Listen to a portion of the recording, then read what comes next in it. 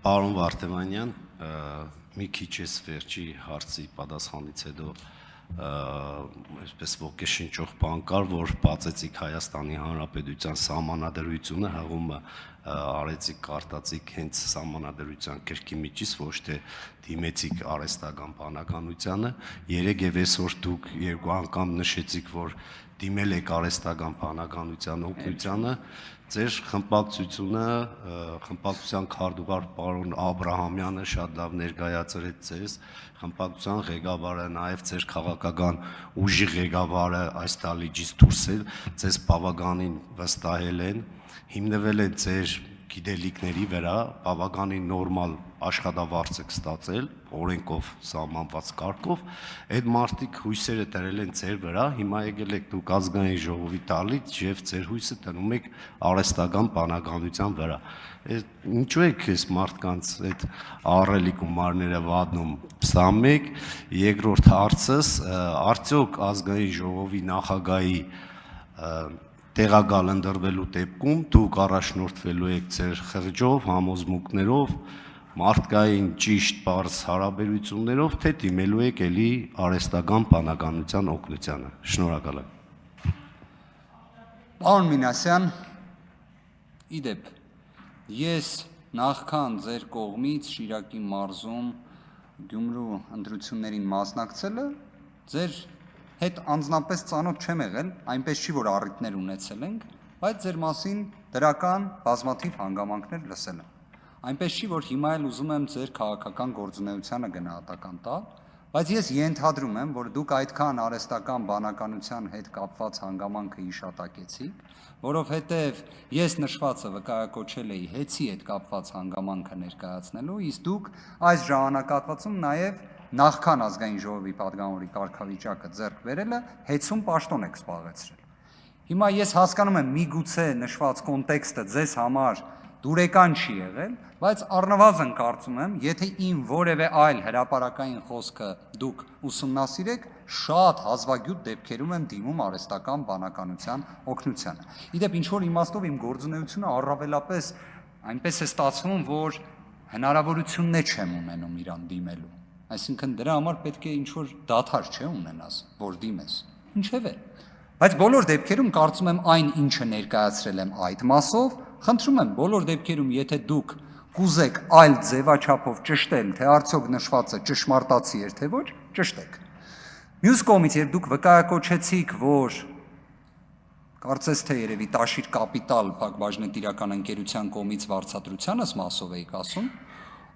գիտեք, այնպես է ստացվել, որ հեծի ներկայացուցիչներն էլ են փաստացի Տաշիր Կապիտալից իրենց վարձատրությունը դեռևս ստանում։ Հիմա ինչ-որ իմաստով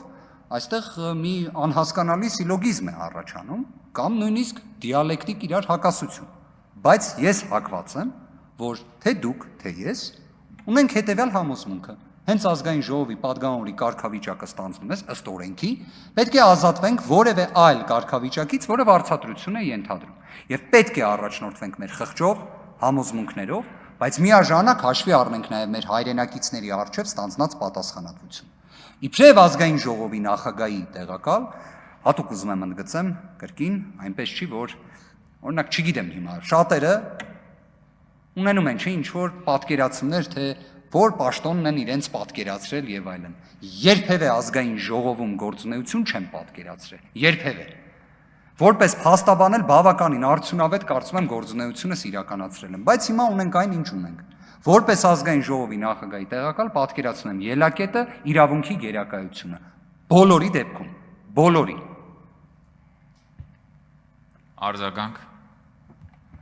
Շնորհակալություն, պարոն Վարդեմանյան, ես նշեցի, որ իրավական սահմաններում օրենքով նախատեսված աշխատավարձ եք ստացել, երևի ուշադիր չէիք,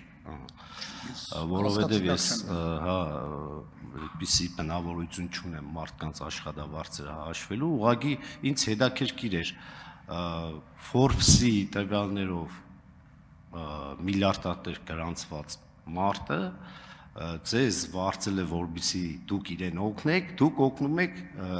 օգնության եք դիմում արհեստական բանականությունից, այստեղ մի քիչ դիսոնանս կար, սա էր հարցի էությունը, եւ իմ համար կարևոր էր, որ եթե ընդրվեք, պատասխանեցիք արդեն այդ հարցին, եթե ընտրվեք, այսինքն դուք խոստանում եք, որ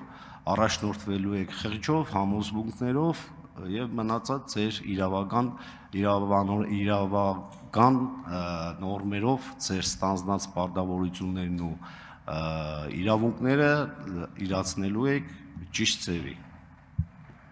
Ես առնվազն գտնում եմ, որ Սահմանադրությունը, ազգային ժողովի կանոնակարգ սահմանադրական օրենքը նշված սահմանագծումը ապահովում են, այլ հարց թե ընդհանրապես անձը ինչպես է վերաբերվում նաև կարգավորումների էությանը, ոգուն։ Օրենքի մեջ նշված հարցն էլ հաճախ կա, որ նորմը մեկնաբանելուց նաև պետք է ոգին հաշվի առնես։ Չսահմանափակվես տառացի մեկնաբանմամբ, ես հենց դրա համար մի քայլ առաջ եմ գնում։ Հիմա ազգային ժողովի կանոնակարգ սահմանադրական օրենքը չի ասում նիստը նախագահելու շրջանակներում, եթե դու ընդդիմադիր խմբակցության կողմից առաջադրված ես, ուշադիր եղի, որ բալանսը պահպանես եւ այլն։ Ես մի քայլ առաջ գնալով եմ նաեւ դրա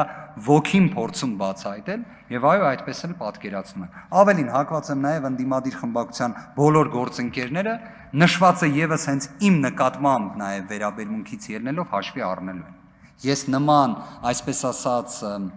դիլեմայի առջև կամ կոնֆլիկտի առջև չեմ կանգնի ընտրություն անելու տեսանկյունից։